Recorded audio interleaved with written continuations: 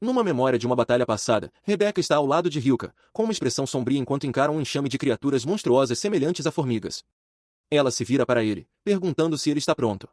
Abaixo deles, o olho brilhante de uma das feras fixa-se em sua presa. Ele confirma sua determinação. Com Rebecca preparando seu arco ao lado dele, Hilka se prepara para avançar na batalha, declarando: "Vamos lá." Mas essa memória contrasta fortemente com sua realidade atual. Agora, com um grupo diferente, Hilka observa uma criatura coelho com chifres se mover com uma velocidade incrível. O líder do grupo, Adolf, grita para a usuária de magia, Jane, usar sua magia, mas ela responde que não consegue, pois a fera se move rápido demais para mirar. Frustrado com o impasse, Adolf agarra Hilka violentamente pela camisa.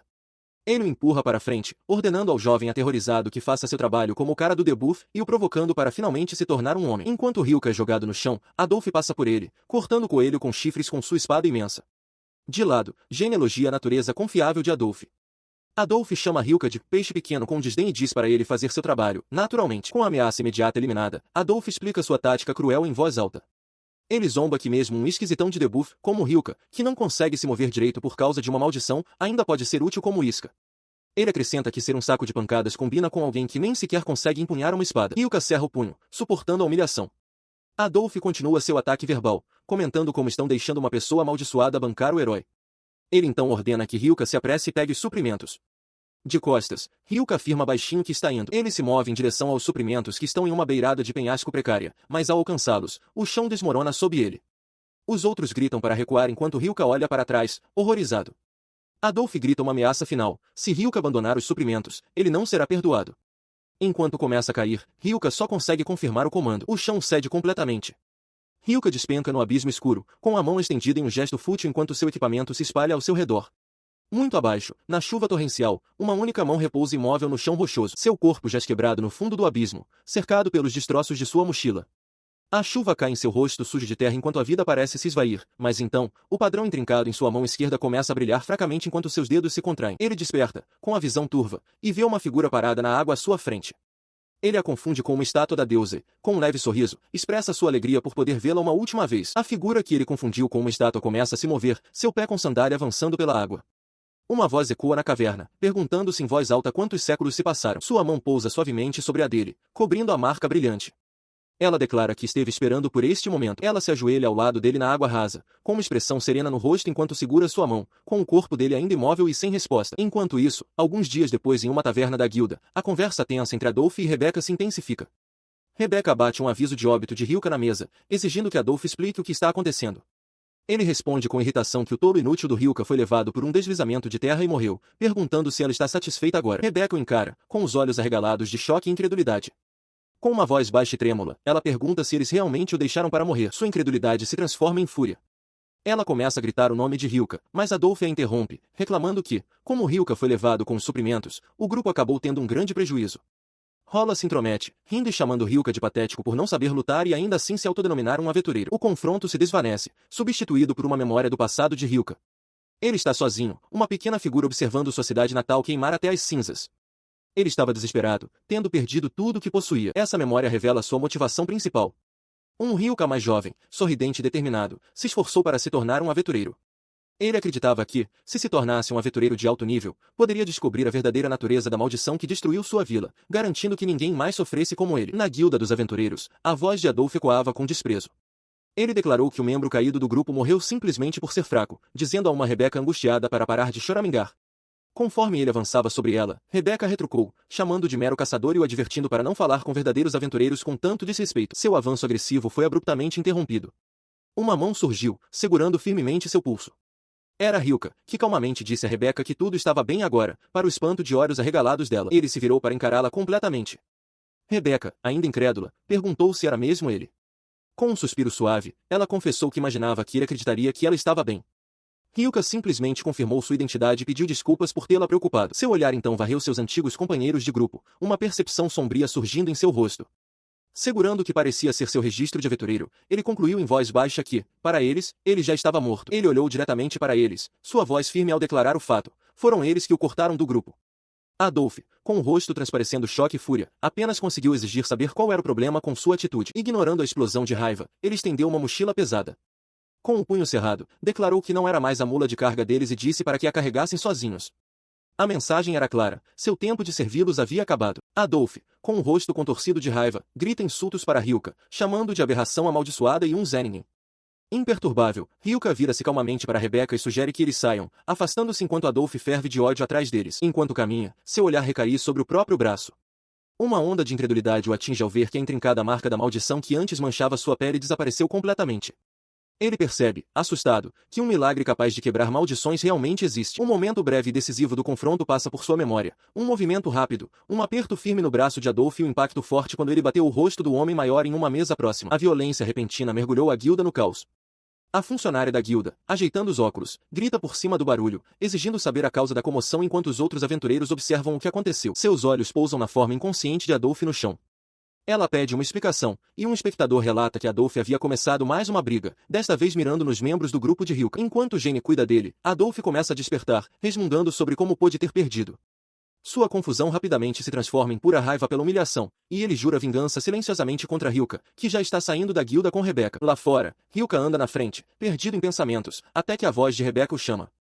Ele se vira e a vê correndo para alcançá-lo. Ela o alcança, com uma expressão de pura empolgação. Ela se derrama em elogios sobre como a derrota de Adolf foi incrível, perguntando que tipo de treinamento ele tem feito, já que ela nunca o viu lutar daquele jeito. Ele explica que não foi treinamento. Ele foi libertado da restrição em sua força e agora seu corpo se move exatamente como ele quer. Ele afirma de forma direta, sua maldição se foi. Rebecca só consegue encará-lo, totalmente chocada. Ele continua, revelando a origem da maldição. 4 anos atrás, uma aflição terrível dizimou metade de sua aldeia. Ele se tornou um aventureiro para entendê-la, mas acabou amaldiçoado também. A aflição enfraqueceu seu corpo tão severamente que ele não conseguia nem mesmo empunhar uma espada direito, forçando-o a lutar apenas para conseguir acompanhar os outros desde então. Ele cerra o punho, com uma confiança recém-descoberta em seus olhos. Ele garante a Rebecca que agora pode finalmente lutar de verdade. Ainda preocupada, ela pergunta se isso significa que ele não será mais usado como isca ou se machucará gravemente. Ele explica que conheceu alguém que removeu sua maldição. Ao ouvir isso, o rosto de Rebecca se abre em um sorriso largo e aliviado, e ela diz a Hilka como está incrivelmente feliz por ele. Sua expressão se torna séria enquanto ele agradece, admitindo que este dia só foi possível porque ela sempre permaneceu ao seu lado. Rebecca fica surpresa com sua gratidão direta, gaguejando e corando em resposta. Ela consegue se recompor, afirmando que está simplesmente aliviada. Vendo sua chance, ele pergunta se ela tem algum tempo disponível no momento, e ela confirma que sim. Ele então a convida para conhecer a pessoa que o salvou. Rebecca entra em pânico imediatamente, protestando que não pode ir agora porque seu cabelo e suas roupas estão uma bagunça por causa de sua caçada recente. Ele descarta as preocupações dela com um sorriso gentil, dizendo que ela está linda como sempre. O elogio inesperado a deixa atônita e corando intensamente. Para tranquilizá-la ainda mais, ele acrescenta que a pessoa que eles vão ver entende tanto caçadores quanto aventureiros. Hesitante, ela aceita, dizendo que, se ele diz, então ela fica feliz em ir. Enquanto começam a andar, Rebecca pergunta se o destino deles é perto. Ele confirma que sim, mas acrescenta de forma enigmática que o local é um pouco complicado. Ele para de repente e pede a mão dela. Confusa, ela questiona o pedido, mas ele simplesmente pega a mão dela com firmeza. No momento em que o faz, ele a conduz por uma esquina para um beco estreito. Um flash de luz brilhante explode de suas mãos unidas, fazendo Rebecca gritar de choque e proteger os olhos. Ela protegeu os olhos do clarão ofuscante. Quando a luz diminuiu, a voz de Hilka gentilmente disse que era seguro olhar. Hesitante, Rebecca baixou a mão, seus olhos se abrindo para o lugar que não era o beco escuro onde estavam há pouco, mas um espaço claro e verdejante. Diante dela estava uma mulher etérea com longos cabelos esvoaçantes e uma coroa de louros na cabeça. Com um sorriso sereno, a mulher lhes deu as boas-vindas ao seu santuário divino. A deusa cumprimentou Rebecca formalmente, expressando seu prazer em conhecer a adorável jovem. Hilka, gesticulando em direção ao ser divino, a apresentou como Lady Selemis, a deusa da paz. A revelação atingiu Rebecca com força total, ela só conseguiu gaguejar, atônita, ao perceber que estava na presença de uma deusa de verdade. Ainda abalada, ela se perguntava por que uma deusa estaria bem na sua frente. Lady Selemis reconheceu que era natural se surpreender, pois é muito raro mortais encontrarem um deus. No entanto, ela explicou, o motivo daquele encontro era simples, Hilka a havia trazido. A deusa então começou a revelar a verdadeira natureza dele. Ele permaneceu com uma confiança serena, seu papel agora claro. Ele era o agente da deusa. E assim, começa a história de um garoto abençoado com um poder milagroso. Lucas se posta diante de Rebecca, agora revelado em sua nova função, um emissário de Deus. Rebecca olha para ele, espantada. Ela confessa que sempre pensou que as histórias sobre emissários eram apenas contos de fadas, achando difícil de acreditar. A deusa, Lady Selemis, esclarece que os emissários sempre existiram ao longo da história. No entanto, para evitar conflitos desnecessários, a maioria deles manteve suas identidades ocultas do mundo. Ela elabora, explicando que existem 10 deuses neste mundo, incluindo ela mesma. Cada deus forma um contrato com uma única pessoa escolhida, que então recebe habilidades especiais para cumprir sua missão como emissário daquele deus. Ouvindo isso, Rebecca se vira para Luca com preocupação, perguntando se estava tudo bem em compartilhar um segredo tão especial com ela.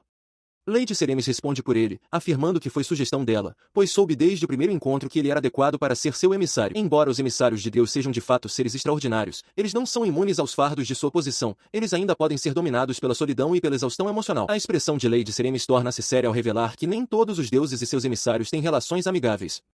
Ela identifica o Deus da destruição como seu inimigo particular, um ser cruel que constantemente brinca com os corações humanos. É por essa razão, ela explica, que encorajou Luca a confiar na pessoa em quem ele mais confia. No futuro, ele precisará de alguém que o entenda e seu fardo. Luca confirma a Rebecca que a ideia foi de Lady Seremis, mas acrescenta que ele também queria contar a ela, para garantir que ela se sentisse à vontade com a verdade. Seu olhar se desvia para baixo enquanto ele confessa a verdadeira profundidade de sua confiança. Ele relata ter perdido sua família e sua cidade natal, mas conseguiu sobreviver sem se perder. Ele olha para ela, com a voz cheia de gratidão, e diz, isso é graças a você, Rebecca. Uma memória ressurge, um pequeno e desamparado Luca, encolhido sozinho, enquanto uma jovem Rebecca lhe oferece pão, insistindo que ele precisa comer para se sentir melhor. Ele olhou para Rebecca, com uma expressão séria, e explicou que havia mais uma coisa que a Lady Seremis lhe tinha dito. Esta última informação era uma mensagem direta para ela. Como um emissário de uma deusa, ele possuía o poder de curar a doença de sua mãe. Rebecca ofegou, seus olhos se arregalando em descrença com a súbita esperança. Ele simplesmente assentiu, confirmando a veracidade das palavras da deusa. Tomando sua mão gentilmente, ele falou com uma determinação silenciosa, a memória da bondade dela no passado clara em sua mente.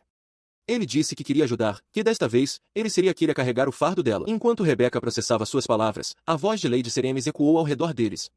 A deusa explicou que ela e seus emissários podiam se comunicar a qualquer distância através do reino divino. Ela então deu a Luca sua primeira missão oficial, ajudar aquela que ele deveria proteger. Ele aceitou sem hesitar. Com sua missão aceita, um clarão de luz os retornou ao mundo físico. Luca observou que o reino divino só permite a saída pelo mesmo local por onde se entrou. De volta à vila dela, eles atravessaram uma ponte de pedra familiar. Rebecca perguntou se ele estava se alimentando direito, comentando que já fazia um tempo.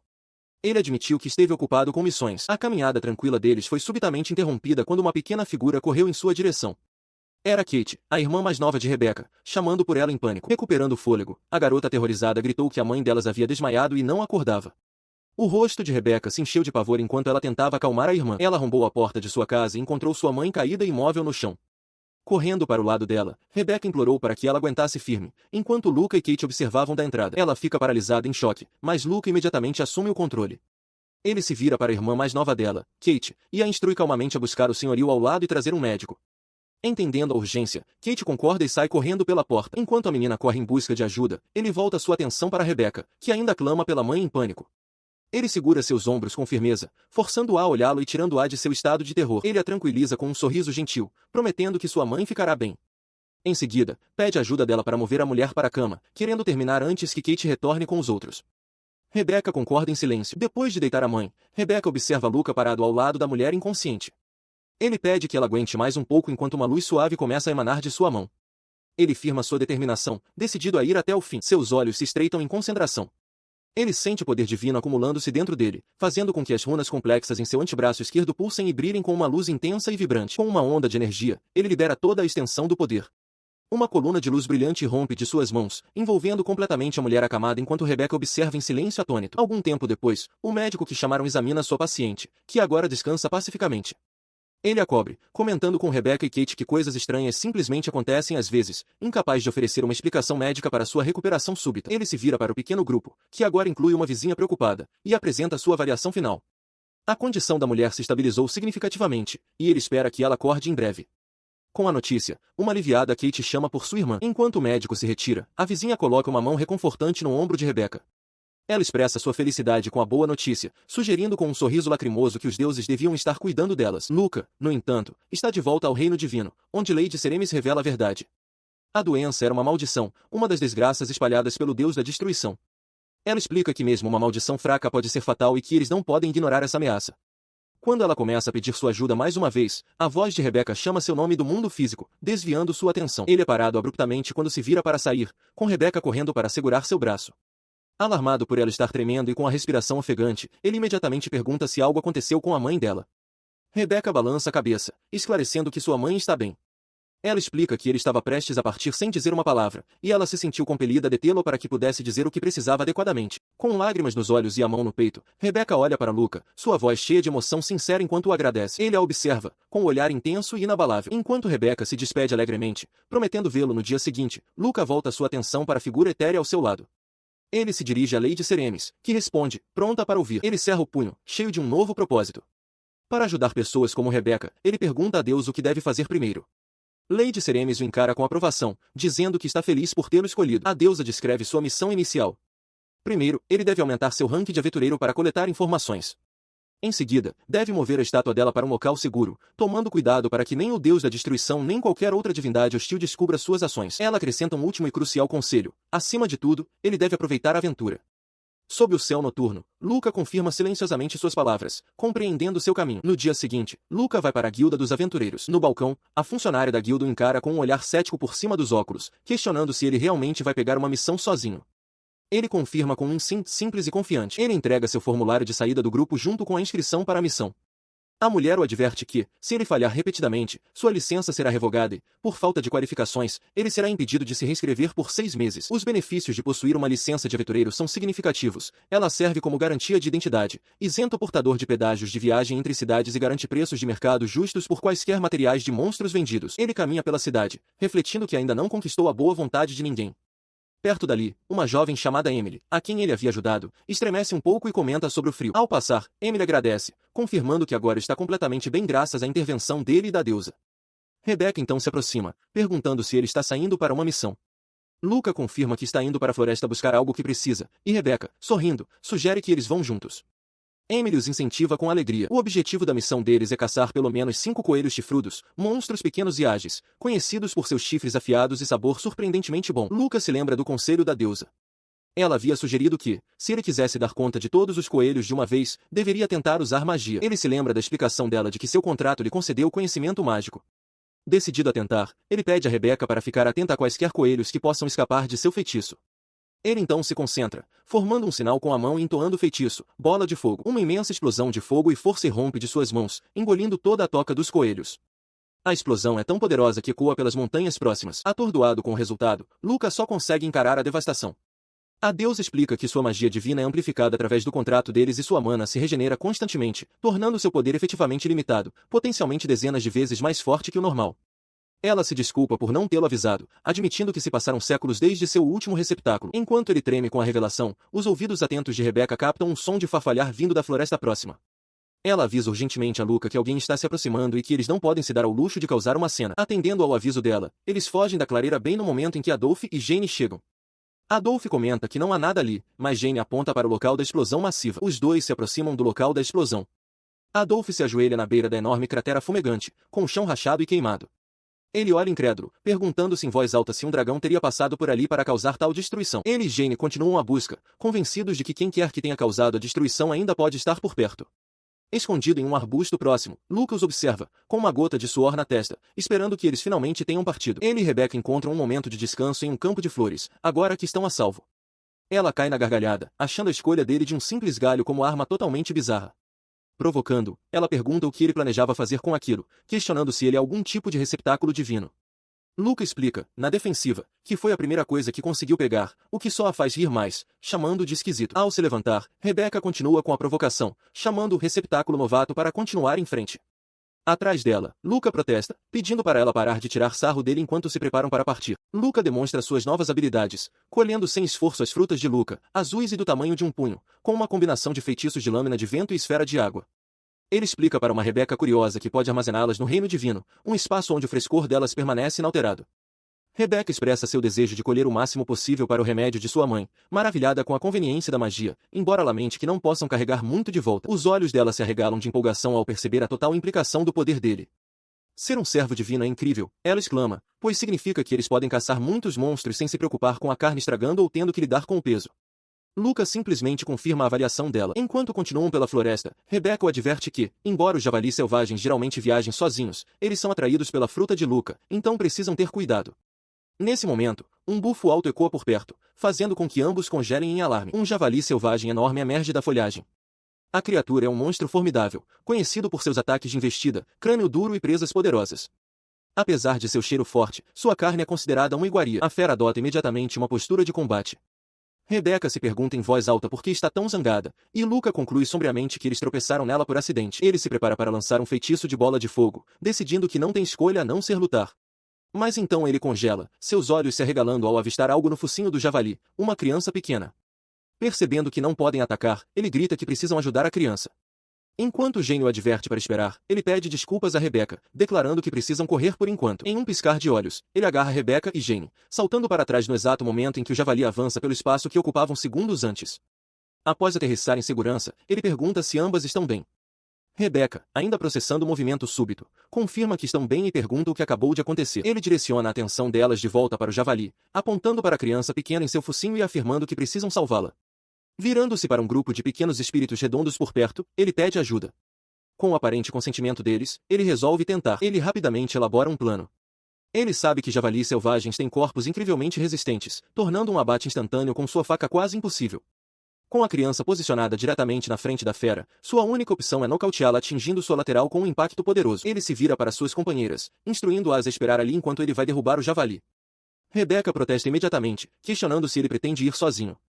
Ele afasta a mão dela gentilmente, com uma expressão firme, afirmando que não pode permitir que ela se envolva nisso. Ele começa a se dirigir a Rebecca, mas ela o interrompe antes que ele possa terminar. Ainda parcialmente de costas, ela o lembra de sua promessa de ajudar, insistindo que não pode simplesmente ficar parada sem fazer nada enquanto ele enfrenta o perigo sozinho. Ela se vira para encará-lo, com uma expressão determinada enquanto aponta diretamente para ele, declarando que suas habilidades de caça superam as dele. Vendo sua determinação, ele concorda com a proposta dela, sugerindo que trabalhem juntos nisso. Enquanto eles formam seu plano, o javali selvagem cava o chão com o casco, preparando-se para atacar. Enquanto um javali enorme avança, Luca o atrai enquanto Rebecca grita instruções.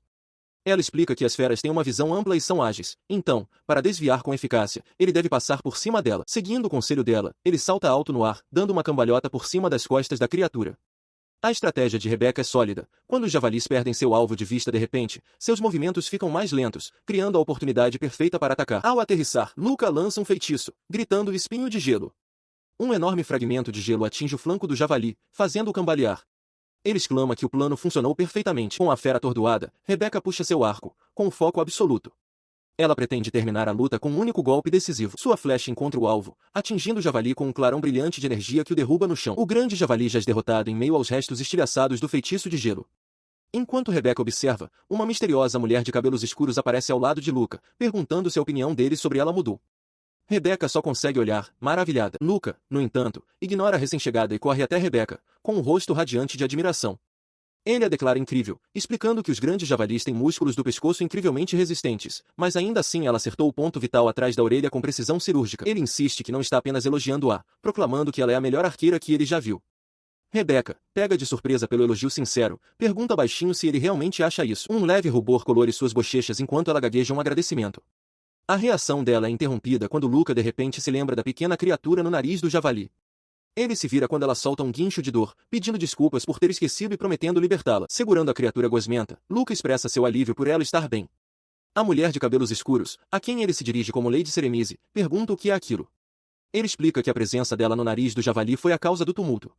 Lady Seremise identifica a criatura como um camaleão miragem, um tipo muito raro de lagarto ilusionista. Ele segurava a pequena criatura, lembrando-se do que era conhecido sobre sua espécie. Embora gentis por natureza, possuíam uma habilidade especial que os levou a serem caçados excessivamente. Seu poder era tão cobiçado que foi até explorado para atos criminosos. Enquanto tentava limpá-la, pedindo que ficasse quieta, a criatura começou a se contorcer e a se esforçar em suas mãos. Ele gritou seu novo nome, Jin, no exato momento em que a criatura subitamente exalou uma enorme e cintilante nuvem de poeira brilhante. A nuvem reluzente flutuou para frente, envolvendo completamente um arbusto próximo em sua névoa etérea. Assustada com a exibição repentina, Rebecca perguntou se ele estava bem. Luca respondeu que estava, embora sua expressão insinuasse uma perplexidade mais profunda. Um homem idoso e misterioso aparece de repente diante da Lady Seremise, segurando calmamente a pequena criatura, Jin. Assustada, ela exige saber quem ele é. O homem explica que a habilidade da criatura é mudar a aparência de qualquer um que seja atingido pela fumaça que ela espelhe, e que a nova forma depende da própria criatura. Preocupada, Lady Seremise pergunta se Luca está bem. Ele a tranquiliza, afirmando que a deusa diz que não há problema. Ele esclarece que a transformação é meramente uma fumaça ilusória e que, uma vez que o efeito passe, o alvo voltará ao normal. Ao ouvir que é seguro, a tensão de Lady Seremise diminui. Após sua explicação, o ancião sopra gentilmente em direção a Jin, fazendo com que a criatura solte uma baforada de fumaça. A fumaça se espalha, envolvendo Luca transformado bem no momento em que Lady Seremise anuncia seu retorno, observando enquanto ele começa a reverter a sua forma original. Ele volta a ser ele mesmo, parecendo perplexo enquanto Jin sobe em seu ombro. Lady Seremise ri, notando que a criatura parece ter gostado dele, uma observação que Luca acha desconcertante. Um rosnado alto de repente ecoa de Jin, e Luca percebe, surpreso, que a criatura estava simplesmente com fome. Com um sorriso caloroso, ele sugere que todos comam. Lady Seremise concorda, acrescentando que, como o pequeno também está com fome, é uma boa ideia. Mais tarde, eles montam acampamento. Enquanto Luca corta a carne da caça, Lady Seremise se aproxima da fogueira, tendo conseguido coletar as ervas selvagens que ele pediu. Ele agradece a ajuda dela. Ele então começa a preparar a refeição, explicando seus métodos. Os cortes de javali grande que não comerão agora serão armazenados no reino divino. Ele marina a carne no suco de uma fruta ruca, e, enquanto ela absorve o sabor, eles preparam espetos com galhos de árvores. Por fim, ele tempera a carne com grama aipla, uma erva selvagem levemente salgada, antes de colocá-la nos espetos. Enquanto os espetos assam lentamente sobre o fogo, Jin observa de uma distância segura, babando de antecipação. Finalmente, os espetos de javali grande grelhados estão prontos. A visão da carne perfeitamente cozida faz a boca de Lady Seremise encher d'água. Ele apresenta a refeição pronta, incentivando-a a comer.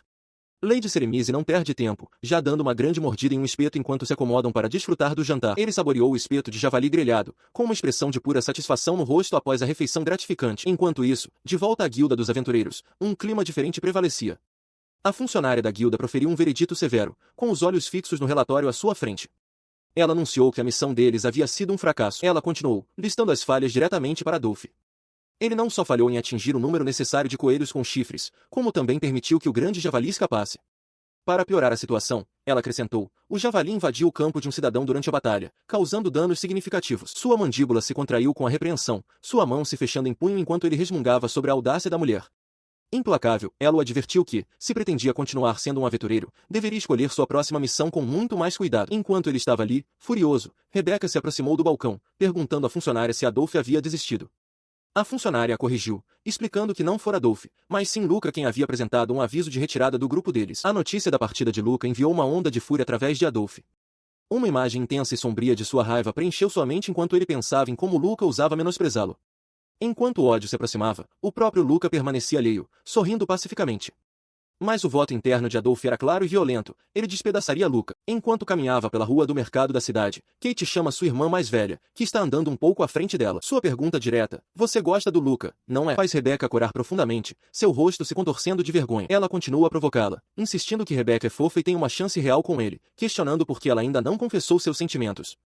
Rebecca, completamente envergonhada, gagueja que não é nada disso. Kate pinta um quadro vívido para sua irmã, avisando que se ela demorar, Luca pode encontrar outra garota em uma cidade diferente.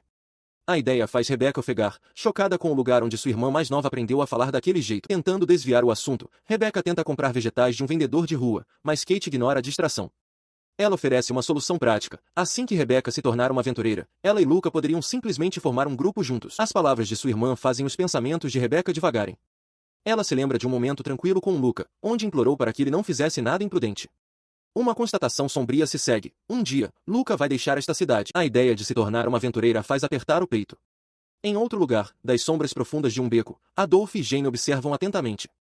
Em outra parte da cidade, uma sacerdotisa prega para uma congregação, assegurando-lhes que os deuses sempre salvarão os puros de coração. De uma porta, um idoso encapuzado observa Luca e Jane se afastarem juntos. Ele segura a pequena criatura, Jin, em seus braços, dizendo-lhe baixinho para se comportar. Ele então volta seu olhar para dentro, em direção a uma grande estátua. Ele a reconhece como aquela da qual Lady Seremise falou, confirmando que a Igreja da Paz a venera. O homem expressa seu alívio por esta cidade ter um templo da paz, notando que a estátua é uma semelhança perfeita. Ele parou diante da estátua da deusa, contemplando um plano. Ele refletiu que, se as trocassem, ninguém notaria facilmente, comentando que, embora estátuas modeladas nela não fossem raras, era a primeira vez que via uma tão detalhada. Dentro do templo, um bispo corpulento ficou ansioso, perguntando-se se ainda havia alguém presente. Ele decidiu que teriam que prosseguir com seus próprios planos à noite. Perto dali, a figura disfarçada resolveu manter sua aparência de velho, aliviado por sua transformação estar se mantendo. Sua presença foi detectada. O bispo chamou, pedindo ao homem encapuzado que esperasse. Aproximando-se dele, o bispo se desculpou por demorar, explicando que a magnífica estátua o havia cativado. Ele então olhou mais de perto para a figura encapuzada, com um olhar de reconhecimento surgindo enquanto começava a questionar quem ele realmente era. Quando o capuz se moveu o suficiente para revelar o rosto de Luca, a suspeita do bispo se tornou uma certeza. Ele apontou um dedo, sua voz se elevando em acusação, exigindo saber se Luca era um dos vassalos da senhora Seremise. Luca pareceu genuinamente confuso com a explosão, afirmando que não entendia. O bispo, no entanto, não se intimidou, gritando que conseguia ver através do disfarce, não importava como Luca tentasse escondê-lo. Curvado, Luca implorou para que o homem apenas ouvisse. Um homem corpulento em vestes ornamentadas se apresenta como Ebo, um bispo da Igreja da Paz que venera a Dama Selemis. Ele se dirige a uma figura encapuzada, afirmando que pode sentir um poder divino transbordando dela e que sabe que é um vassalo. O bispo explica que seu próprio ancestral foi um vassalo da deusa e, tendo ouvido as histórias, deseja servi-lo. A figura encapuzada se pergunta silenciosamente como tal coincidência seria possível. Percebendo a dúvida da figura, Ebo compreende sua hesitação. Ele rapidamente pede que espere, insistindo que tem uma prova de sua alegação, e sai apressado para buscá-la. Ele retorna momentos depois, apresentando uma grande e ornamentada espada negra. O bispo explica que está a espada ancestral que sua família guarda há gerações. A deusa Selemis reconhece a arma.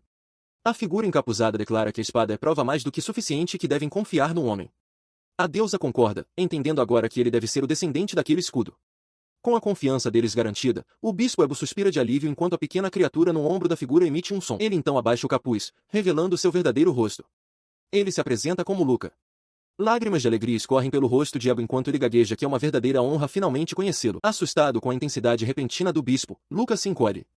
Ebo pergunta se a habilidade de mudar de aparência é outro milagre divino, mas Luca esclarece que, na verdade, é o poder de seu pequeno companheiro, Deb. Seu fervor apenas aumenta. Ebo se aproxima extremamente, com o rosto corado de emoção, e implora apaixonadamente para que lhe seja permitido ajudar de qualquer maneira possível, jurando que fará qualquer coisa. Ele explica a missão deles. Estão procurando um lugar onde possam consagrar uma estátua da deusa. A própria deusa se comunica através de Luca, aconselhando-o a aceitar a boa vontade do bispo, pois ele parece muito disposto a cooperar. Ebo fica em silêncio, chocado e maravilhado com a revelação de que a deusa depositou sua confiança diretamente nele. Luca então apresenta a magnífica estátua da deusa, pedindo a Ebo que cuide muito bem dela. Completamente dominado pela emoção, o bispo cai de joelhos, maravilhado com a arte divina. Ele promete que conhece um lugar adequado dentro da igreja e que irá servi-los. Luca observa para si mesmo que Ebo parece ser uma boa pessoa. Do lado de fora dos portões da igreja, Ebo pergunta em lágrimas a Luca, como um vassalo viajante, se ele tem alguma ideia de para onde irá primeiro. Antes que Luca possa responder que ainda não sabe, o bispo agarra a espada ancestral e jura proteger a preciosa estátua com a própria vida. Ele ouviu enquanto o bispo Ebo generosamente oferecia alojamento e refeições na filial de sua igreja na capital. A deusa então sugeriu que ele visitasse a capital real, explicando que um festival celebrando a entrada da princesa no palácio interior estava acontecendo, atraindo multidões e tornando um lugar ideal para coletar informações. Luca concordou com o plano, mas pediu firmemente que Ebo mantivesse sua identidade como vassalo em estrito sigilo. O bispo consentiu prontamente. Curioso sobre a percepção única do bispo, ele perguntou se mais alguém conseguia sentir o poder divino. Ebo confirmou que era o único, mesmo entre sua própria família. Esta foi a primeira vez que Luca encontrou tal habilidade, e ele percebeu com certo alívio que a chance de sua identidade ser exposta era, portanto, muito baixa. Com esse pensamento resolvido, ele se virou e apresentou uma grande espada larga e escura, oferecendo-a. O bispo olhou surpreso, questionando se a arma era uma herança de família. Luca esclareceu que a espada veio de uma masmorra, o que significava que sua lâmina era indestrutível. Ele acrescentou que ela também tinha o efeito de fortalecer o corpo do portador e que ele tinha ouvido que seu ancestral sempre a carregava em suas viagens. Ele continuou, reconhecendo que continuar a lutar apenas com uma faca seria difícil. Acima de tudo, ele tinha certeza de que seu ancestral gostaria de emprestar sua força a um vassalo da deusa. Oprimido pelo gesto, o bispo Ebo ficou agitado, insistindo que Luca deveria ficar com os itens. A julgar por sua situação, o bispo deduziu que ele devia ter passado por muitas dificuldades. Ele empurrou não apenas a espada, mas também uma armadura completa e um escudo em direção a Luca, dizendo-lhe que ele poderia usá-los ou até mesmo vendê-los. Ele declarou que era vontade de um vassalo de Deus ajudar, deixando Luca atordoado com o volume de equipamento. Aceitando os presentes, Luca agradeceu-lhe sinceramente. Ele refletiu internamente que o bispo realmente não parecia ser uma má pessoa. Enquanto se despediam, Ebo acenou, oferecendo uma oração sincera por seu sucesso futuro. Em uma estalagem barata, Luca menciona um festival na capital real. O estalajadeiro zomba, resmungando que um aproveitador inútil que não consegue nem pagar a conta não tem o direito de relaxar. Em resposta, Luca anuncia seu retorno ao estalajadeiro, o velho Rolf, e coloca uma bolsa pesada no balcão para pagar o que deve e a taxa da noite. O velho fica surpreso, comentando que aposta que Luca mal ganhou alguma coisa e que deveria simplesmente desistir de ser um aventureiro. Ele sorri, garantindo ao estalajadeiro que é dinheiro de recompensa de uma missão. Os olhos do velho se estreitam com desconfiança enquanto ele imediatamente questiona se Luca o roubou. O estalajadeiro continua seu interrogatório, perguntando sarcasticamente se Luca realmente se juntou a um amigo para derrotar um monstro, explicando o grande pagamento, e se pergunta se vai começar a chover lanças em seguida. Luca desvia o olhar, pensando consigo mesmo que a única coisa que choveu foi fogo de classe desastre e que deve ter sido uma refeição e tanto. Ainda cético, o velho resmunga que, se ele estiver mentindo, a verdade virá à tona em breve. Ele então nota uma carta na mão de Luca. Luca explica que alguém a enfiou em sua mão, dizendo que era para o estalajadeiro. Enquanto o estalajadeiro pega a carta e começa a ler, seus olhos se arregalam em choque. Um barulho súbito e violento vindo de fora quebra o silêncio, assustando-o completamente. Ele levanta os olhos da carta e encontra a porta da frente escancarada e Luca desaparecido. Ele pragueja, perguntando-se para onde o garoto correu. Do lado de fora, Lucas já está em um telhado próximo, observando a situação. Enquanto isso, dentro de um prédio próximo, Rebecca e sua irmã Kate estão amarradas e amordaçadas. Adolf está de pé sobre elas, esmagando um pedaço de tecido rasgado em sua manopla. Ele sorri, comentando que Luca demorou bastante para aparecer. Ele para na porta, olhando para Luca, que chegou ao local. Adolf o cumprimenta pelo nome, zombando que ele foi tolo o suficiente para vir sem uma arma. Os olhos de Luca se arregalam de horror ao ver a cativa, gritando o nome de Rebecca. Em resposta, Adolf agarra Rebecca pelos cabelos, pressiona sua espada enorme contra ela e rosna para Luca não se mover. O guerreiro de armadura apertou o rosto de Rebecca, zombando do desarmado Luca. Ele ridicularizou Luca, chamando de um perdedor amaldiçoado e inútil, incapaz de sequer servir como isca. Ele questionou Kim Zenning como Luca pensava que era para respondê-lo, acrescentando que a rebeldia de Rebecca também o enfurecia. Ele se declarou mais forte e os advertiu para não o subestimarem. Sua raiva contorceu suas feições, com marcas escuras pulsando em sua pele enquanto ele rugia. Ele berrou que possuía uma constituição superior e mais poder do que Luca jamais poderia sonhar. Com um olhar enlouquecido, ele jurou provar o quão completamente inútil Luca realmente era. Cumprindo sua ameaça, ele brandiu sua espada maciça em um arco vicioso para baixo, com o objetivo de abater as irmãs indefesas. Enquanto o aço descia, Rebecca gritou o nome de Luca em terror. O golpe nunca atingiu o alvo. Em um clarão, Luca apareceu, interceptando a lâmina maciça com uma pequena adaga brilhante. O impacto enviou uma onda de choque pelo ar. Sua expressão não era mais de medo, mas de fúria fria e implacável. Ele resolveu internamente que tal brutalidade jamais poderia ser perdoada, enquanto Adolf o encarava, incrédulo. Os dois adversários finalmente se enfrentam diretamente. Adolf, com o rosto e os braços agora cobertos por marcas escuras e complexas, choca sua espada contra a de Luca. Enquanto suas lâminas estão travadas, Luca olha por cima do ombro para Rebecca e sua irmã Kate, que observam com medo. Os olhos de Adolf, agora vazios negros com pupilas brilhantes, ardem com uma energia malévola. Reagindo com uma velocidade incrível, Luca executa um passo rápido, se desvencilhando do embate e criando distância. Ele se move rapidamente para pegar as duas irmãs, deixando Adolf momentaneamente estirado no chão pela força de seu próprio ataque exagerado. Tendo-as levado para trás alguns passos, ele vira as costas para o conflito. Rebecca, ainda recuperando o fôlego, pede desculpas por arrastá-lo para a situação. Luca a tranquiliza, dizendo que não é culpa dela, e a instrui a levar Kate para um lugar seguro imediatamente. Ela abraça sua irmã mais nova, com a voz trêmula ao perguntar o que ele pretende fazer.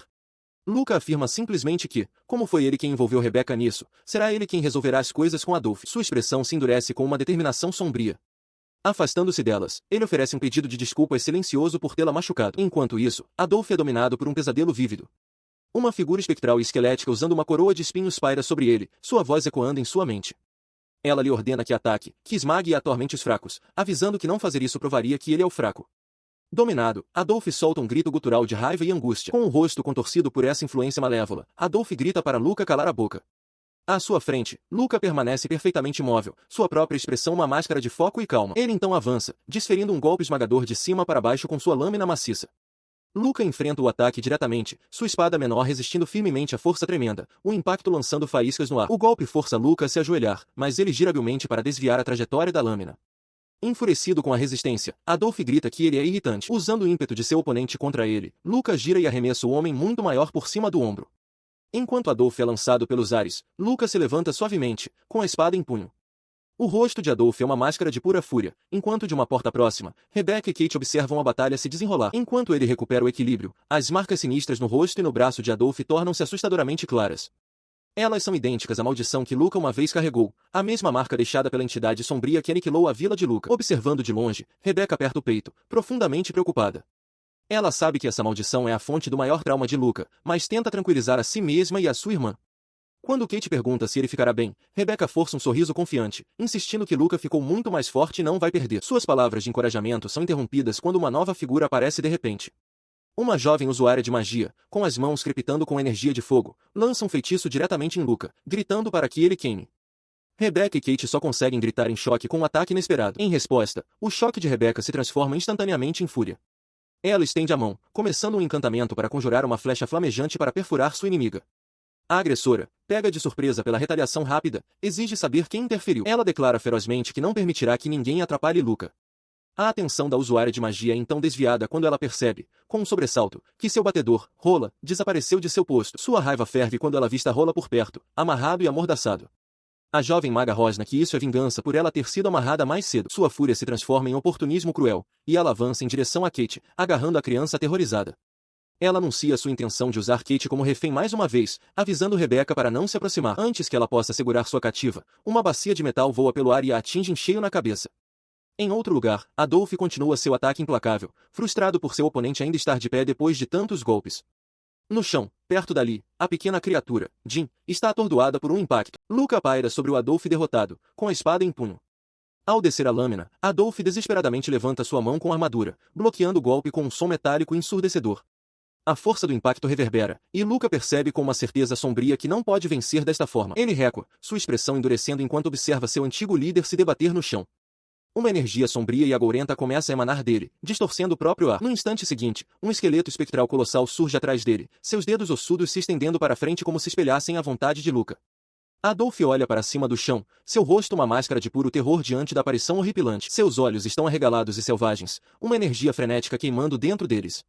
Ele exige saber se alguém está rindo da luta deles, o som fantasma fazendo sua pele se arrepiar com uma coceira enlouquecedora. A cena se afasta para revelar o escopo completo do confronto.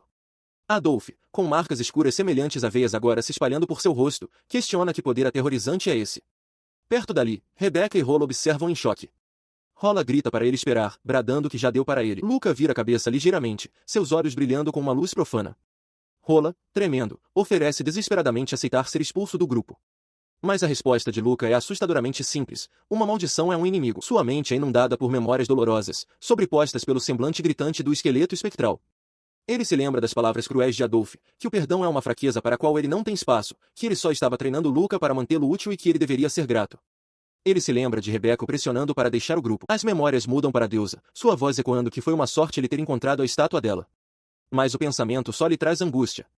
Agarrando a cabeça, Luca grita que não precisa de nada disso. Seus pensamentos então se voltam para os momentos que se seguiram à sua ressurreição, a Deus oferecendo-se para torná-lo seu emissário, a pequena criatura bebe pedindo para se juntar a ele e o bispo orando por seu sucesso. Finalmente, ele ouve a voz da deusa claramente em sua mente, chamando seu nome, Luca, aquele nome o âncora, puxando de volta da beira do abismo. Ele olha para Rebecca, sua determinação se solidificando. Ele não pode manchar as palavras daquela que o salvou, ele sabe o que deve fazer.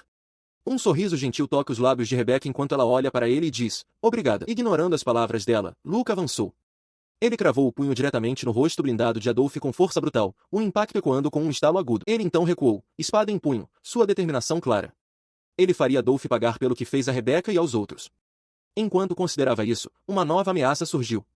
Uma mão brandiu uma faca e, com um comando ríspido para remover maldição, a maga foi violentamente arremessada para longe. Luca posiciona-se firmemente diante de um monstro esquelético colossal, sua espada apontada diretamente para ele. Com determinação feroz, ele declara que, como vassalo de uma deusa, não perdoará a criatura pelo que ela fez. A criatura se desfaz em pó diante dele. Embanhando a espada com um suspiro de alívio, ele pensa que a batalha finalmente acabou. Nesse momento, Rebecca e Lady Seremise correm em sua direção, chamando seu nome. Rebecca pergunta se tudo terminou em segurança e diz que há algo que ela quer lhe perguntar sobre a maldição de antes. Sua atenção é subitamente desviada, e ele se vê diante não apenas da deusa da paz, mas também de outra mulher com olhos intensos e ardentes. Ele encara, totalmente perplexo com o súbito aparecimento desse segundo ser poderoso. Ela imediatamente começa a repreendê-lo, chamando de idiota por ter sido emboscado tão facilmente. Ela exige saber por que ele nem pensou em contar com ela, perguntando se ele tem alguma ideia de quantas vezes ela tentou chamá-lo. Luca apenas consegue suar nervosamente sob o olhar intenso dela. A cena volta para a clareira da floresta, onde Rebecca continua o sermão, dizendo-lhe que ele não pode baixar a guarda. Perto dali, Adolf e Jane estão amarrados a uma árvore enquanto Lady Seremise está sentada em uma rocha. Ajoelhado, Luca olha para os dois amarrados, imaginando a quem deveria ajudar primeiro. Em outro lugar, o estalajadeiro confirma à deusa da paz que os eventos ocorreram exatamente como ele havia previsto. Ele explica que Adolf viu Luca e fugiu por conta própria. Embora o mau comportamento de Adolf sempre tenha sido evidente, o estalajadeiro afirma que, desta vez, ele realmente foi longe demais. Dois membros da guilda, trajando armaduras, chegam para tomar Adolf sob custódia. Um deles informa a Rebecca que ele provavelmente enfrentará uma punição severa e pede que ela vá à guilda no dia seguinte para dar seu testemunho completo. O outro se oferece para escoltar o grupo abalado para casa, mas Rebecca recusa educadamente. Mais tarde naquela noite, sob a lua cheia, Luca carrega a Lady Seremise nas costas enquanto caminham para casa por um campo. Rebecca anda ao lado deles, com um sorriso gentil no rosto ao comentar que Luca está com ela. Ele garante a Lady Seremise que ela não é nada pesada. Rebecca pergunta se seu ferimento ainda dói, mas Luca responde que, graças à magia de cura, ele se sente ótimo.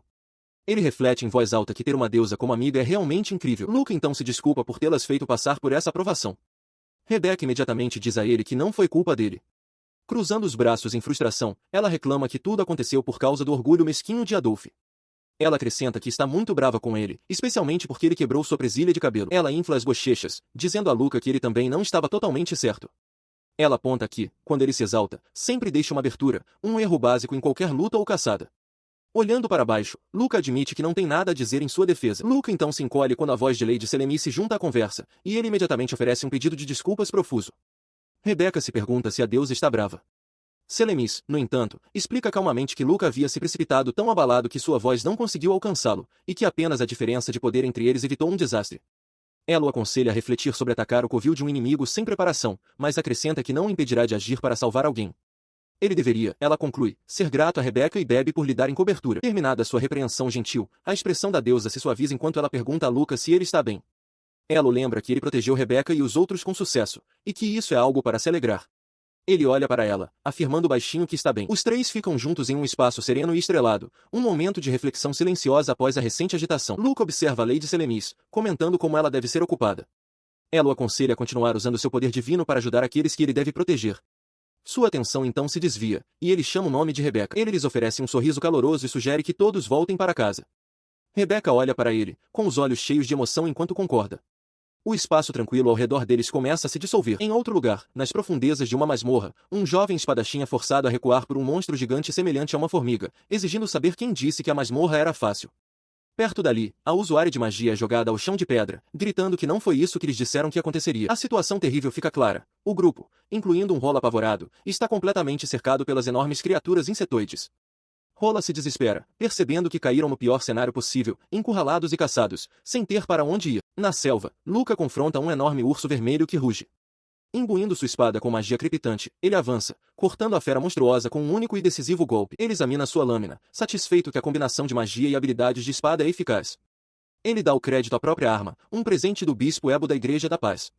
Diferente de uma lâmina normal que se deformaria ao canalizar magia, está robusta o suficiente para aguentar a tensão. Com a ameaça imediata eliminada, ele retoma sua jornada, com o olhar fixo na distante capital real. Para sua surpresa, ele descobre que Rebecca se juntou a ele na estrada. Ela ri, elogiando sua incrível precisão e tratando a caçada como algo simples. Luca expressa preocupação, observando que a jornada é perigosa, mas ela orgulhosamente revela seu recém-adquirido cartão de aventureira de Rank D. Ela explica sua decisão. A extensa caça de monstros de Luca para ganhar dinheiro para a viagem limpou a área local, não deixando trabalho para ela. Com os monstros desaparecidos, os animais selvagens voltaram para as montanhas. Ela aproveitou a oportunidade para perguntar na guilda se poderia enviar dinheiro para casa de longe, e eles confirmaram que era possível. Sua família concordou com o plano. Com um leve rubor, ela o olha com seriedade e pergunta-se, com a permissão dele, ela poderia se juntar a ele em sua aventura. Ele pega a mão dela, fazendo uma promessa firme de nunca mais deixá-la ser colocada em perigo. Atrapalhada, Rebecca insiste que ele não a está forçando a nada. Ela está feliz, diz ela, pois já havia decidido por conta própria seguir esse caminho. Sua determinação se solidifica quando ela diz que ele não precisa protegê-la, ele deve se concentrar em seu trabalho como vassalo. Se ela o atrasar, continua, ele deve deixá-la para trás. Ela declara que não importa o quão distantes estejam, seu arco sempre protegerá suas costas.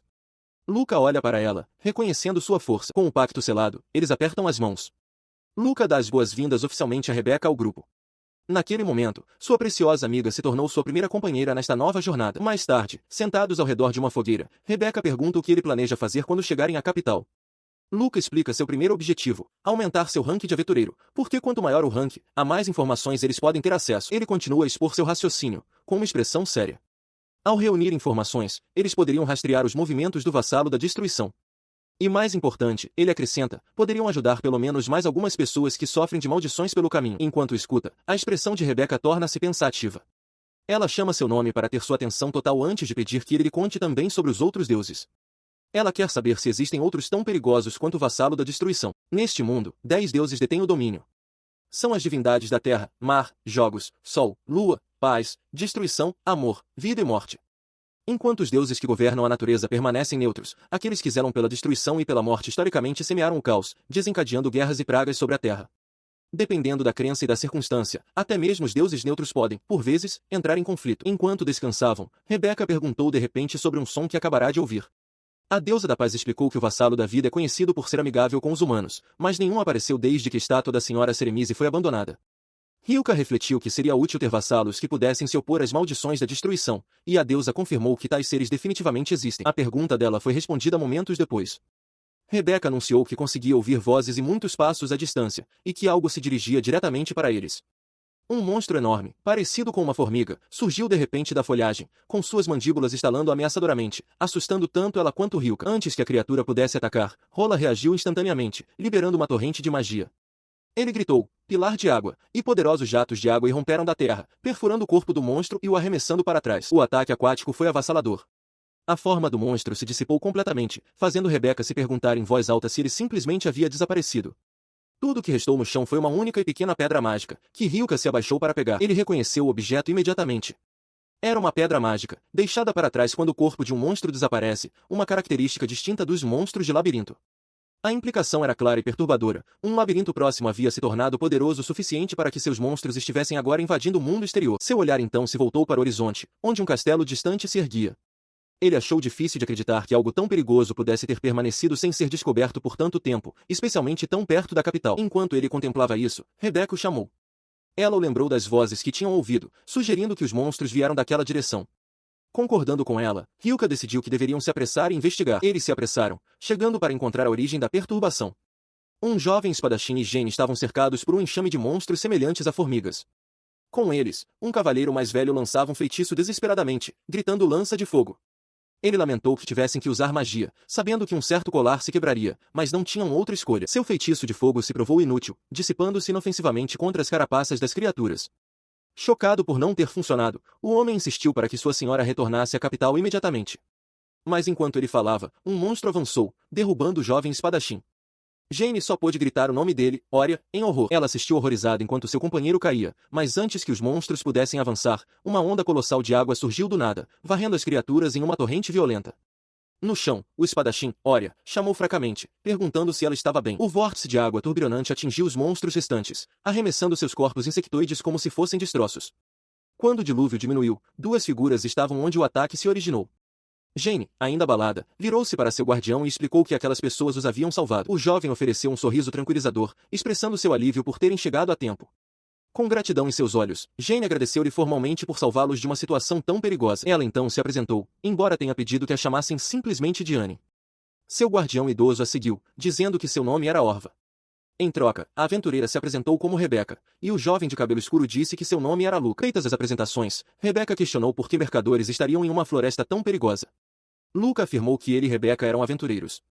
Orva então explicou a situação deles. Ouviram de um parceiro de negócios que um labirinto havia aparecido de repente perto da estrada, e vieram investigar se a rota comercial ainda era segura. Com um olhar de sincera preocupação, Jane faz um pedido que ela mesma reconhece ser indelicado. Ela pergunta se os outros estariam dispostos a acompanhá-la e a seu guardião para investigar um labirinto próximo. Com o pedido aceito, o grupo se aventura pela natureza. Hyuka assume a liderança e logo se ajoelha para examinar o chão, onde identifica rastros de formigas. Ele avisa ao grupo que o destino deles está logo à frente. Ele os guia até uma clareira dominada pela entrada escura e aberta de uma caverna. Um enxame de formigas gigantes e ameaçadoras rasteja ao redor da entrada, confirmando seus temores. Hyuka expressa seu choque com a enorme quantidade delas. De repente, uma poderosa onda de magia irrompe das profundezas da caverna. A força explode para fora, abalando os aventureiros.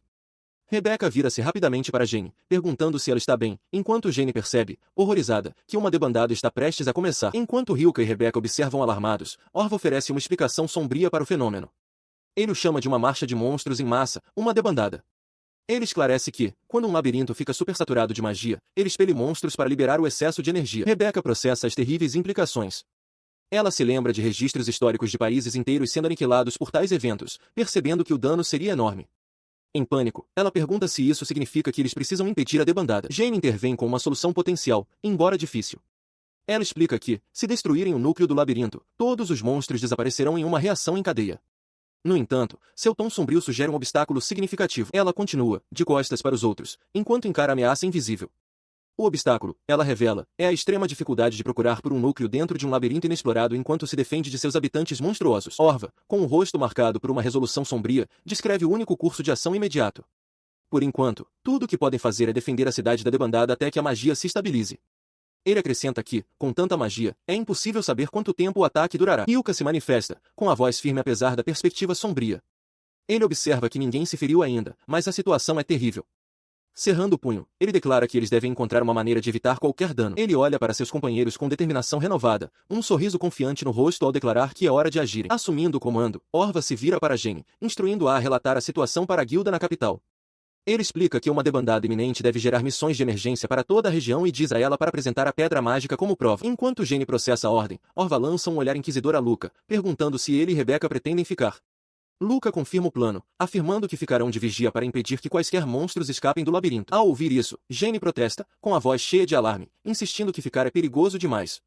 Luca tenta acalmar seus medos, lembrando-a da magia que ela testemunhou e afirmando que eles simplesmente não podem abandonar seu posto. Seu guardião coloca uma mão tranquilizadora em seu ombro, gentilmente insistindo para que ela prossiga com a missão de reportar, conforme instruído. Com um último olhar preocupado, Jenny concorda relutantemente. Antes de partir, Jenny promete garantir que a guilda seja notificada e implora a Luca que não exagere. Rebecca oferece um sorriso caloroso, dizendo a Jenny para tomar cuidado também. Eles então observam os dois partirem em direção à capital. Assim que ficam sozinhos, Rebecca pergunta se os preparativos de defesa estarão prontos a tempo.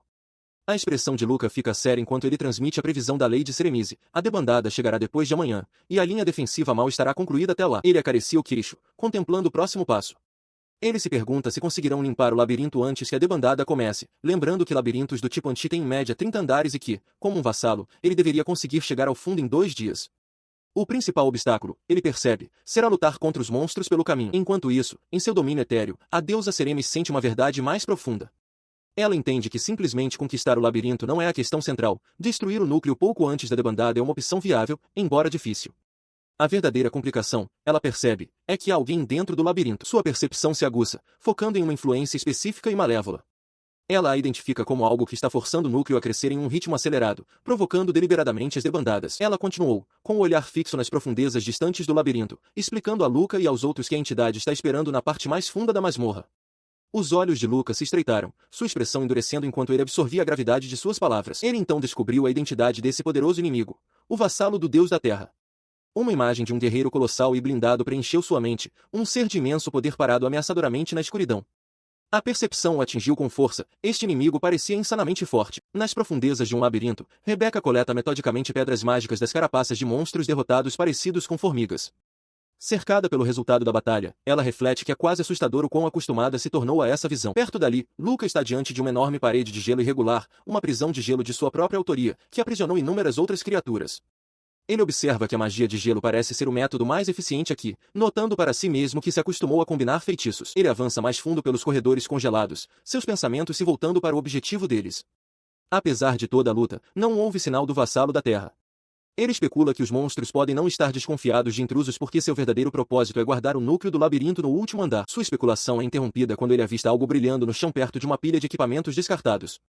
Seus olhos se arregalam ao identificar o objeto como uma peça de equipamento e se abaixa para pegá-lo. Ele ativa um sigilo brilhante a seus pés, com a intenção de guardar o item recém-encontrado em segurança no reino divino. Com o objeto seguro, ele cerra o punho, um sorriso determinado no rosto enquanto decide que entregará isso para a guilda. A cena muda, e Luca se vê falando com a Lady Selemis. Ele pergunta diretamente a ela, questionando por que o vassalo da terra tentaria causar uma debandada de monstros. A deusa faz uma pausa, considerando sua resposta. Ela começa sua explicação, revelando que os labirintos são essenciais para a vitalidade da terra. Eles extraem magia do ar e da água, devolvendo-a à terra, um sistema que o Deus da Terra valoriza imensamente. No entanto, o núcleo de um labirinto cresce lentamente e, se acumular mais magia do que pode processar, explode. Uma debandada, ela esclarece, é uma válvula de segurança para liberar esse excesso de magia. Mas ela a condena como uma calamidade divina, um processo que ignora o imenso dano que causa. Continuando, ela avisa Luca que um labirinto é o domínio do vassalo da Terra, um lugar onde ele nunca deve baixar a guarda. Para ajudá-lo, ela lhe concede várias autoridades, transferência do reino divino, magia de poder divino e mais um poder que apenas um vassalo pode usar. Ela nomeia esta autoridade final como Falsa Paz. Enquanto ele absorve essa revelação, Rebecca, segurando o bebê, pergunta se ele terminou. Luca levanta o olhar, sua expressão séria, e confirma para Lady Selemis que entendeu. A decisão de quando usar esse novo poder agora cabe a ele. Ele anunciou que havia terminado de coletar as pedras mágicas, agradecendo a Rebecca pela ajuda. Vendo que haviam chegado a um beco sem saída na passagem cavernosa, ele afirmou que era hora de encontrar outro caminho. Ela admitiu que, se estivesse sozinha, jamais se aventuraria em um labirinto. Ele concordou, confessando que também não tentaria algo assim se não possuísse os poderes de um vassalo. Ele continuou a explicar que, normalmente, seria necessário formar um grupo sólido e passar semanas para chegar ao andar mais profundo, já que fazer um mapa era essencial devido aos muitos becos sem saída. Visivelmente estressada, Rebecca questionou como eles conseguiriam limpar o lugar inteiro em apenas 2 dias. Em resposta, ele colocou a mão contra a parede de pedra. Com o brado de esmagador de pedras, ele estilhaçou a face da rocha, usando simultaneamente sua habilidade armazenar no reino divino para limpar os destroços. Com um novo caminho aberto, ele expôs seu plano. Explicou que os labirintos, assim como ninhos de formiga, têm layouts complicados, mas também pontos onde as paredes são finas. Como a lei de Selemis já estava escaneando a estrutura, eles poderiam criar a rota mais curta possível para os níveis mais profundos. Esse método seria usado até o 25º andar, após o qual prosseguiriam normalmente. Rebecca perguntou se isso significava que eles poderiam chegar ao fundo rapidamente. Ele confirmou a suspeita dela, acrescentando que era uma estratégia necessária. Como havia uma chance de eles entrarem em conflito com o vassalo da Terra, e um grande número de inimigos provavelmente estaria esperando perto do nível mais baixo, eles precisavam eliminar o máximo de obstáculos possível de antemão. Apontando para o abismo recém-criado, ele observou que a passagem do próximo andar deveria estar à direita assim que descessem. Ele perguntou se ela ficaria bem com a longa queda, e ela sorriu com confiança, garantindo que conseguiria lidar com isso. Satisfeito, ele declarou, vamos, e eles se prepararam para assaltar. Na capital real do reino de Albanel, Abaron, aventureiros se reúnem na filial local de sua guilda, um prédio grande e proeminente na cidade movimentada. Lá dentro, o salão da guilda está lotado. Um homem mais velho de bigode abre caminho com urgência pela multidão densa, pedindo licença enquanto empurra os outros. Ele chega ao balcão da recepção, assustando a funcionária de plantão. Ignorando a comoção atrás dele, ele declara que precisa solicitar uma missão de emergência. Sua súplica repentina irrita um jovem aventureiro que esperava sua vez, e o rapaz grita com ele por furar a fila. A recepcionista da guilda tenta mediar, mas o homem mais velho revela a notícia crítica. Uma masmorra apareceu perto da capital. Ele insiste no ponto com grave intensidade, explicando que já existem sinais de uma debandada de monstros. A capital, ele afirma, está em perigo real. O aventureiro que foi cortado na fila zomba alto, descartando a alegação como impossível. Ele argumenta que a área ao redor da capital é constantemente patrulhada, então um labirinto nunca seria deixado de lado, e diz ao homem para parar de falar absurdos sobre debandadas. Enquanto a descrença preenche o ar, uma figura encapuzada avança ao lado do homem mais velho. Ela fala calmamente, reconhecendo que entende o ceticismo deles. Ela continua com grave urgência, afirmando que está em uma emergência sem precedentes. O homem enfaixado ao seu lado acrescenta que, se não se prepararem para o pior agora, será tarde demais para consertar qualquer coisa. Ela então oferece evidências em primeira mão, explicando que eles confirmaram os sinais com seus próprios olhos. Os monstros do tipo formiga que viram do lado de fora do labirinto eram tão fortes que conseguiam ignorar magia de fogo como se não fosse nada. Apesar de seu testemunho, o aventureiro arrogante permanece cético. Ele zomba, perguntando que garota rica ela é para estar tentando enganar adultos com uma história inventada, e declara a situação toda ridícula. O companheiro enfaixado do aventureiro arrogante se adianta, ordenando que o grupo de Jane volte para a fila. Ao lado de Oria, Jane se mantém firme, afirmando que, embora não tenha intenção de lutar, ela não pode recuar. Ele permanece insistente, avisando que continuará pedindo quantas vezes forem necessárias. A insistência dele não a intimida. Com as mãos unidas diante de si em um gesto sincero, Jane reitera que seu pedido é realmente urgente. A comoção finalmente atrai a atenção dos funcionários da guilda. Uma recepcionista, acompanhada pelo guardião de Jane, Orva, se aproxima para falar com o grupo, questionando a alegação deles sobre uma debandada. Ela os leva para longe do salão principal. A recepcionista explica a um homem formidável com um tapa-olho que esta senhora é quem está fazendo a alegação. O homem se apresenta com uma presença imponente. Ele é Edmund, o mestre da guilda da filial de Abarro. Ele vai direto ao ponto, perguntando onde este labirinto está localizado e que prova ela tem de uma debandada. Jane responde que fica a noroeste da capital e que eles podiam sentir a magia transbordando mesmo do lado de fora da entrada. Quando ele pede por mais alguma informação, ela oferece mais do que apenas sua palavra, apresentando uma pedra mágica que eles coletaram. Uma funcionária da guilda de óculos se adianta para pegá-la, afirmando que aguardará para análise. Ela coloca a pedra sobre um complexo aparato mágico, um arranjo circular de runas que imediatamente começa a brilhar enquanto ela ordena a análise. Sua expressão se torna séria à medida que os resultados aparecem. Ela relata suas descobertas. O monstro é uma formiga de prata. Embora seja apenas uma operária, todos os seus atributos são equivalentes aos de uma criatura de rank 3. Suas palavras causam uma onda de choque pela sala. Os outros aventureiros ficam atônitos. Um murmura em descrença sobre a classificação de rank 3, enquanto outro percebe com horror que isso coloca uma única formiga no mesmo nível de um monstro de grande porte, e uma horda inteira está a caminho. Ele cerra os punhos, a gravidade da situação se aprofundando. Se as operárias são de rank 3, ele se pergunta qual deve ser o nível do chefe. O pensamento de que talvez todos devessem simplesmente fugir da capital cruza sua mente. Perto dali, Jane observa o pânico crescente, entendendo agora por que a coragem de todos está falhando. Seu momento de dúvida interna é quebrado pelos murmúrios amedrontados dos outros aventureiros, que tremem ao pensar em lutar contra meras formigas. A paciência do mestre da guilda se esgota. Quietos, todos vocês, ele ruge, sua voz silenciando o salão. Ele os lembra que caçar monstros é o seu propósito. Em seguida, ele estabelece os termos. Aqueles com confiança em suas habilidades devem dar um passo à frente, enquanto os fracos devem ficar para trás e atirar lanças. Dentro da movimentada guilda de aventureiros, o mestre da guilda, Edmund, dirige-se à multidão reunida com uma expressão sombria, mas determinada. Ele anuncia que, se conseguirem proteger a capital até que a debandada de monstros diminua, o reino oferecerá uma recompensa imensa. Ele declara que as moedas de ouro estão praticamente marchando em direção a eles, um prêmio que nenhum aventureiro em sã consciência deixaria escapar. Ao ouvir isso, os olhos do espadachim Ora se estreitam com foco.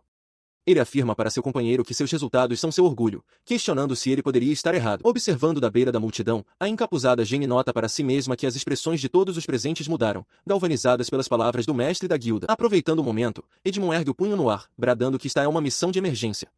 A multidão explode em um grito uníssono e estrondoso, com os ânimos exaltados. Enquanto os aventureiros se reúnem, a equipe da guilda entra em ação.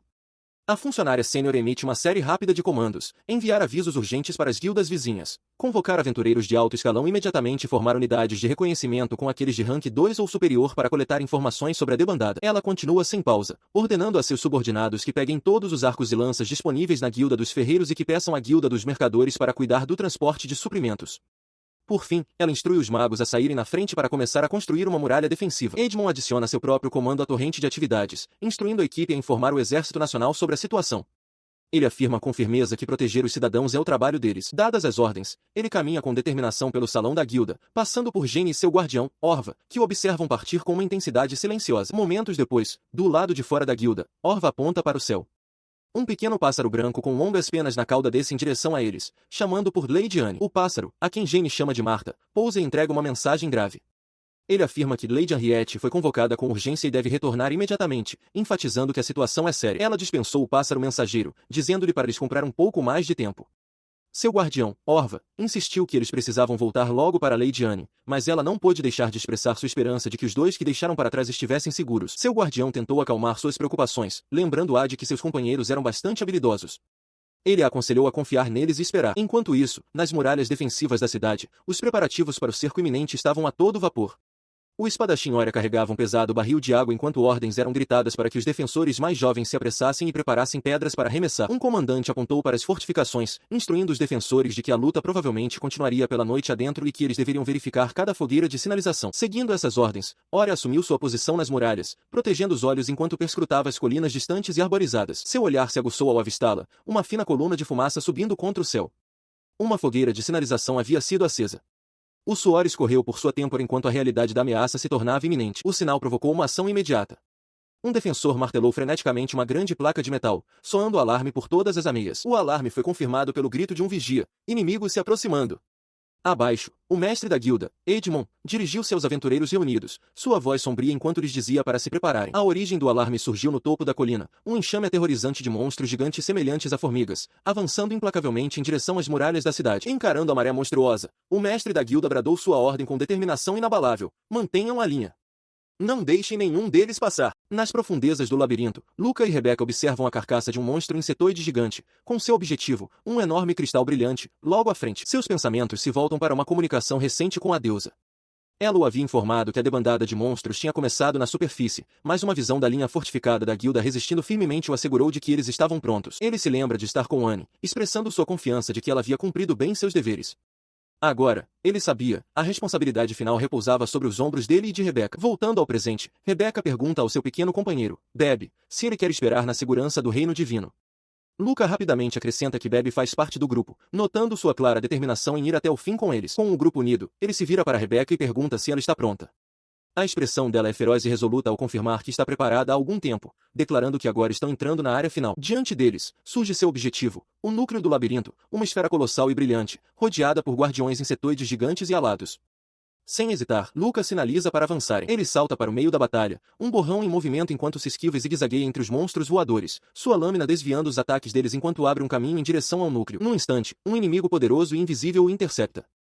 Luca mal consegue erguer sua espada para bloquear o golpe esmagador, seus olhos arregalados de choque com a força súbita e avassaladora. O agressor misterioso aterrissa com um baque surdo, levantando uma nuvem de poeira.